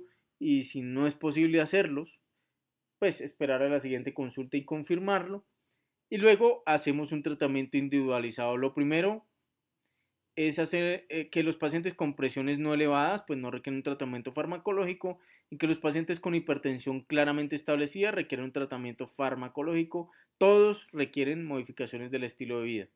Y el paciente con presiones elevadas, primero no hacer daño, recuerden ese principio. En pacientes con más de 85 años, fragilidad moderada o severa, hipotensión ortostática, una expectativa menor a 3 años, deberíamos hacerles modificación del estilo de vida y volver a evaluarlo en más o menos 3 meses y que si sigue con hipertensiones, con presiones elevadas, pues ahí deberíamos reevaluar el caso. El resto de pacientes, si tienen daño de órgano establecido, enfermedad renal crónica, dislipidemia o hipercolesterolemia familiar, diabetes mellitus, deberíamos iniciar tratamiento farmacológico. Si tienen diabetes mellitus, podrías eventualmente, si tienen menos de 60 años y el riesgo cardiovascular es menos del 3%, solo medidas farmacológicas para estos pacientes con presiones elevadas. Y el resto de pacientes que no tienen esos factores de riesgo, si tienen un riesgo cardiovascular mayor del 10%, inicia el tratamiento farmacológico, menos del 5% no le pongas medicamento farmacológico, 5 al 10% mira sus factores de riesgo, sus potenciadores de riesgo cardiovascular, pobreza, eh, enfermedad mental, raza, infecciones por B24X, o depresión o enfermedades inflamatorias crónicas. Esos pacientes usualmente requieren un tratamiento farmacológico, indicación 2A, y si no tiene eso, puedes buscar si es mujer antecedentes obstétricos o deberías hacerlo. Antecedentes obstétricos de hipertensión, de diabetes gestacional, partos prematuros, abortos recurrentes. Esos antecedentes son importantes porque si los tiene aumenta el riesgo cardiovascular y probablemente se beneficia de tratamiento farmacológico, pero si a pesar de no tener nada de eso sigues con la duda, le puedes pedir el Doppler carotidio o femoral, el calcio score, la troponina o el BNP para definir si inicias un tratamiento farmacológico. Si me acompañaste hasta esta parte del video, muchas gracias. Nos veremos en siguientes videos del canal.